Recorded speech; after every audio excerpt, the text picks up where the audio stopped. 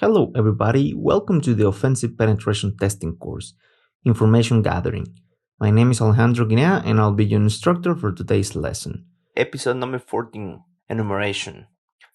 The learning objectives for this session is to understand some enumeration techniques and also understand some basic enumeration tools and commands. So let's get down to business. We can start by first still using Nmap to discover the operating system, for example. Let's use our Windows XP as a victim. -A. -A is the option to run some scripts and discover the operating system. We'll cover the Nmap scripting engine later in the course. Dash.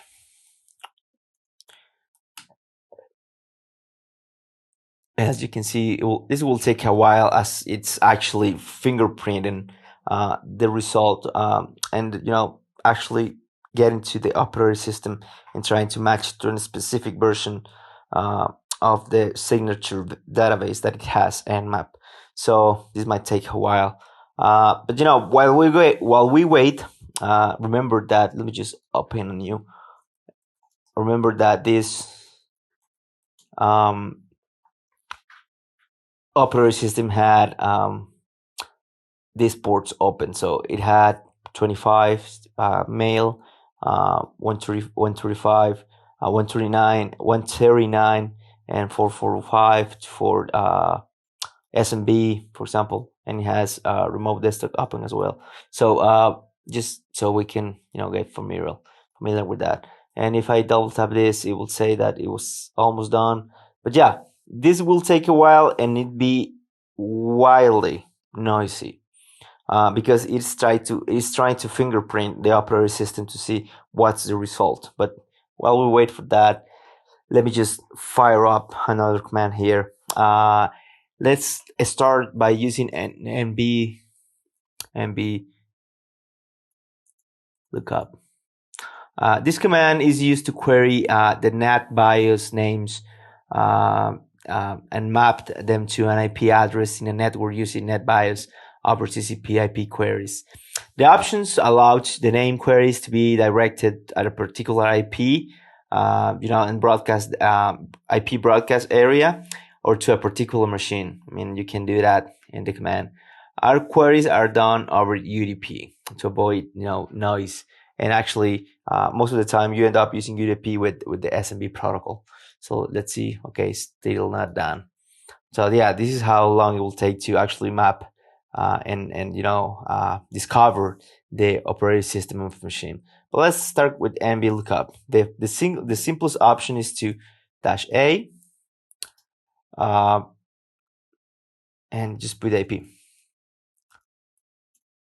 And as you can see, it came back with some really useful results here. And as you can see, we're actually getting that from a simple command and simple query. But the point is that you can actually use other, for example, let me just give you another tool. Again, there are so many tools to actually enumerate the SMB protocol that I just want to show you one command per tool. One command per tool, so you can actually get to know the tools. And at the end, any cheat sheet or any Google search, it will do the job. So yeah, we have the nb tscan, which is this command utility tries to scan the NetBIOS name servers open in a local or remote network. And the first step is trying to find open shares. It is created on the functionality of the Windows standard tool nbt stat, and it works on a whole subnet instead of an individual IP. So I will have to put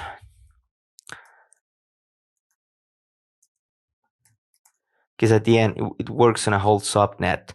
So yeah, we have bbox, as you can see here. We have the MacBook Pro. That's the one I'm using. And we have other IPs that are actually sharing information, as you can tell. Yeah. This, by the way, is not the MacBook itself. It's actually the hypervisor that is using Parallels with the Mac. But there you go. We have another tool in SMB Map. SMB Map allows users to enumerate Samba shared drives across an entire domain. List shared drives, drive permissions, share contents, upload and download functionality, file name, discovery and matching, and even execute remote commands. SMB Map is quite a tool. Not the one that I'm used, but to enumerate a list. But this is really, really helpful. For just let me give you an example. SMB Map, and I just type -h 10 dot, and it will tell me. Well, it will reveal the name. I'm sorry, the operating system. Which, by the way, how are we going here? Okay, wow, a lot of information. Okay, it sets the port and it returns really useful information. Okay, remember that we saw SMTP. Well, we will see SMTP enumeration as well. But yeah, as you can see, a lot of information. Windows, the version is Windows XP Professional. But as you can see, we already found out really fast with the SMB map tool. Another tool is SMB Client. SMB Client is a client that can actually talk to the SMB server. So it offers, capabilities like kind of an FTP program. You can upload, download files, and execute commands. It can talk to an SMB server. So let me just go ahead and SMB Client and -L. I'm sorry. And workbook root password. I don't know. Okay, I can't remember the password for the SMB, sure, but you get the idea. RPC Client is another tool you can use. RPC Client is a utility initially developed to test MS RPC functionality inside by itself. It has undergone several changes. So now it can be used as a tool to enumerate and authenticate against an SMB server. For example, let me see if I can actually execute a null session login. RPC Client -u for the user. I don't have a user, so null -n and no, cannot connect to servers. Invalid parameter. Okay, so I cannot use null sessions to actually log into this server. So as you can see, you can actually execute use several tools to enumerate. But the one that I like the most, I'm not trying to be biased here, you guys, but the one that I like the most and the one that I use the most is Enum for Linux. Enum for Linux is a tool to enumerate information about Windows Samba systems. It's written in Perl and it's basically a wrapper around the Samba tools that we saw: SMB Client, RPC Client, NMB Lookup. A lot of tools that are wrapped in this one single tool, and maybe that's why I like this tool the most. But then again, I'm not trying to be biased here, you guys, and you can use whatever tool works best for you. But let me just show you the magic behind this. Sorry, Enum for Linux. And with the -A, I'm just telling to run all the scripts or all the options. You have a list of options you can execute to maybe find specific users, or maybe just find users. Maybe you're not interested in the shares, but more interested in the users. You have an option to do that. But for this video, I will just show you the results from running the entire options. And as you can see, it has a lot of information that you can gather from this. The shares and everything. That's the point. I like that because at the end it wraps around several tools that you can actually use to enumerate SMB servers. Let's jump to SNMP, Simple Network Management Protocol. For that, you also have several tools, but 161 is the one that I use to enumerate. But let me just give you the tools. 161 is a tool that can actually be used to brute force SNMP community strings. For example, let me just copy and paste this command.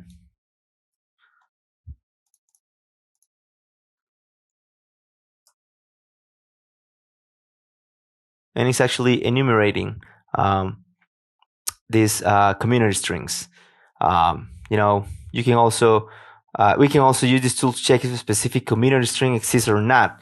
For example, let's see if a public string is existent or not in this server.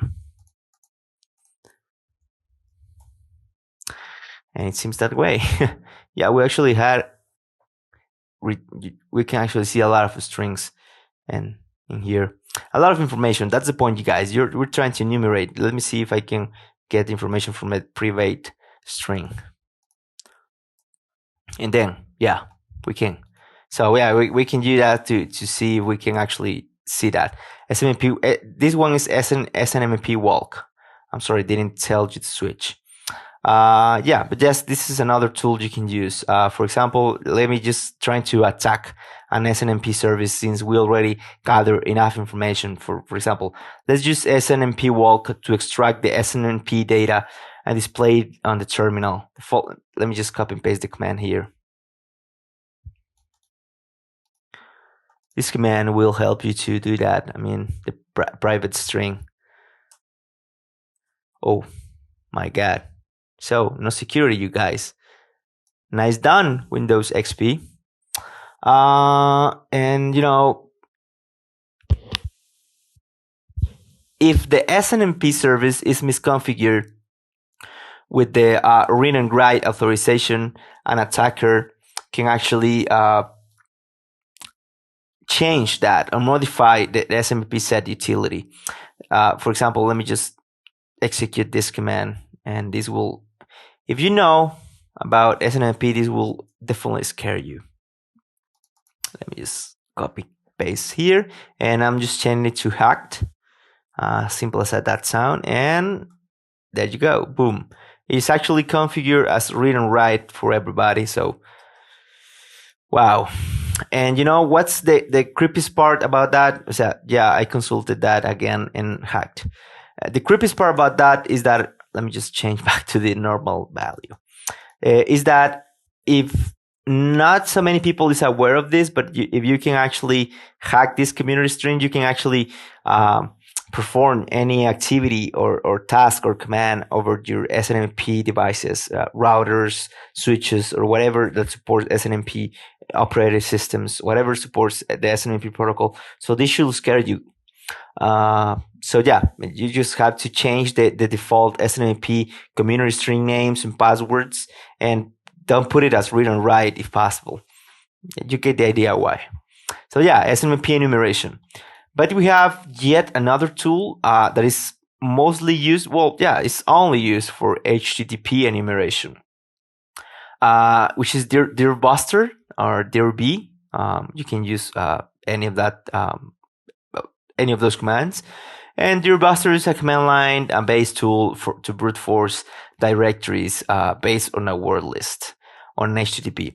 Remember that we have that in a really cool tool called Burp Suite. Yeah, you can do this in Burp Suite as well, but again, I always try to go with the non-graphic user interface options whenever I can. I know there's cases where you cannot avoid using graphic user interface, but in this case, if you can go to that with the non-user interface options, that's good for you. So for example, let's try the default word list.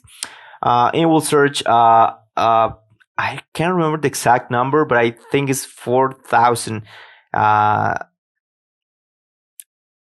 4,000, I guess, more than 4,000 words for to search for the URL. You can also change. You can of course change that. But let me just first run the first command. I'll be using a different machine, which is a Debian machine, because Windows XP doesn't have any web server. And as you can see, is executing a lot of commands. I just stopped that, but you can see that there's an admin here, a page, web page, CSS, classes, images. So yeah, you can see that there's an admin login. Let me see if we can go here and paste that. Paste and go, and yeah, there you go. So Dear Buster is to get that information. It's quite noisy, so maybe you actually, let me just mmap -sv. Remember, you guys, for -p for port, sv for version, to see what server is actually running on that remote host. Because at the end, this what, yeah, the third thing. Okay, is Apache. So yeah, we can go to the directory where the word list, where the specific word list for specific servers are located. For example, user sure Dear Buster or Dear V, word list and bones. As you can see, there's quite a few Apaches here, Cold Fusion, I don't know, JBoss, Oracle. All of these are preloaded. Tomcat, for example, Westsphere from IBM. All of these are preloaded on Kali. So, for example, if you just want to use Apache for these specific servers, as we saw, is Apache, which is put that. I mean, put the URL and then the path to that. It will be executed at 30 words, and you just found that in status, server status. So maybe we didn't find that in our previous scan. Admin. Oh yeah, we did find it. But that's the point. You can find specific directories in a web page by executing that specific command. So, post-assessment questions. Is this information gathering technique considered passive or active? Active again, you guys. Whatever that interacts with the victim server is active. What is performed by the command nmb lookup -a and the IP? Well, it's actually just net bias information gathering from the nmb lookup command, but that's it. What's performed by the command nbt scan IP range? Remember, nbt scan is just as an nbt lookup, for example, but it works only on IP ranges. It will try to scan again the net bias name servers to gather information about the SMB protocol. In this video, we saw the most common enumeration options to gather information. We executed some enumeration tools and commands to see the results. Any supplementary materials? Well, any enumeration cheat sheet you can find. That's it. In the next video, looking forward, we'll cover the Nmap scripting engine. Well, that's it for today, folks. I hope you enjoyed the video and talk to you soon.